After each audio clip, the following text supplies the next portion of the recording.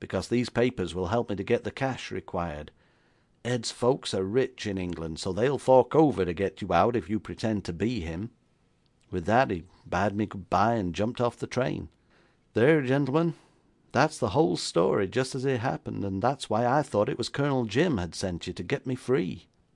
There was not the slightest doubt in my mind that the convict had told the exact truth, and that night at 9 o'clock he identified Major Wren as the former Colonel Jim Baxter. Sanderson placed us in a gallery where we could see, but could not hear. The old man seemed determined that we should not know where we were, and took every precaution to keep us in the dark. I suppose he put us out of earshot, so that if the Major mentioned the name of the nobleman we should not be any the wiser. We remained in the gallery for some time after the Major had left, before Sanderson came to us again, carrying with him a packet. "The carriage is waiting at the door," he said, "and with your permission, Monsieur Valmont, I will accompany you to your flat." I smiled at the old man's extreme caution, but he continued very gravely, "It's not that, Monsieur Valmont. I wish to consult with you, and if you will accept it, I have another commission to offer." "Well," said I hope it's not so unsavoury as the last," but to this the old man made no response. There was silence in the carriage as we drove back to my flat. Sanderson had taken the precaution of pulling down the blinds of the carriage, which he need not have troubled to do, for, as I have said, it would have been the simplest matter in the world for me to have discovered who his employer was, if I had desired to know. As a matter of fact, I do not know to this day whom he represented. Once more in my room, with the electric light turned on, I was shocked and astonished to see the expression on Sanderson's face. It was the face of a man who would grimly commit murder and hang for it. If ever the thirst for vengeance was portrayed on a human countenance, it was on his that night. He spoke very quietly, laying down the packet before him on the table. "I think you will agree with me," he said, "that no punishment on earth is too severe for that creature calling himself Major Wren." "I'm willing to shoot him dead in the streets of London tomorrow," said the convict, "if you give the word." Sanderson went on implacably. "He not only murdered the son, but for 5 years has kept the father in an agony of sorrow and apprehension, bleeding him of money all the time, which was the least of his crimes. Tomorrow I shall tell my master that his son has been dead these 5 years, and, heavy as that blow must prove, it will be mitigated by the fact that his son died an honest and honourable man. I thank you for offering to kill this vile criminal. I intend that he shall die, but not so quickly or so mercifully." Here he untied the packet, and took from it a photograph, which he handed to the convict. "Do you recognise that?" "Oh, yes, that's Wyoming Ed, as he appeared at the mine, as indeed he appeared when he was shot."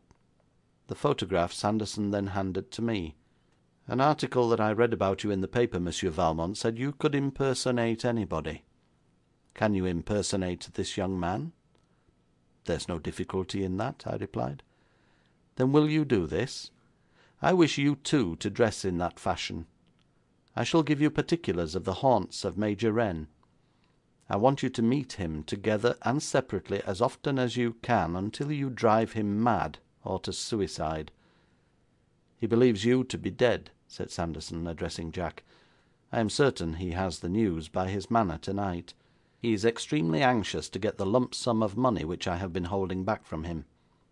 You may address him, for he will recognise your voice as well as your person. But Monsieur Valmont had better not speak, as then he might know it was not the voice of my poor young master. I suggest that you meet him first together, always at night. The rest I leave in your hands, Monsieur Valmont." With that the old man rose and left us. Perhaps I should stop this narration here, for I have often wondered if practically I am guilty of manslaughter. We did not meet Major Wren together, but arranged that he should encounter Jack under one lamp post and me under the next. It was just after midnight, and the streets were practically deserted. The theatre crowds had gone, and the traffic was represented by the last buses, and a belated cab now and then.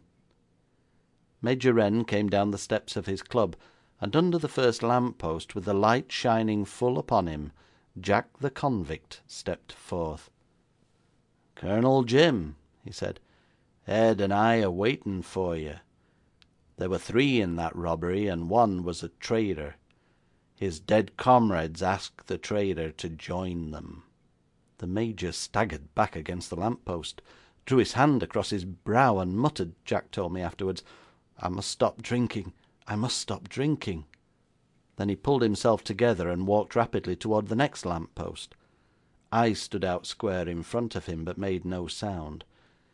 He looked at me with distended eyes, while Jack shouted out in his boisterous voice, that had no doubt often echoed over the plain, "Come on, Wyoming Ed, and never mind him. He must follow." Then he gave a war whoop. The Major did not turn round, but continued to stare at me, breathing stertorously like a person with apoplexy. I slowly pushed back my hat, and on my brow he saw the red mark of a bullet hole. He threw up his hands and fell with a crash to the pavement. Heart failure was the verdict of the coroner's jury. End of chapter 7.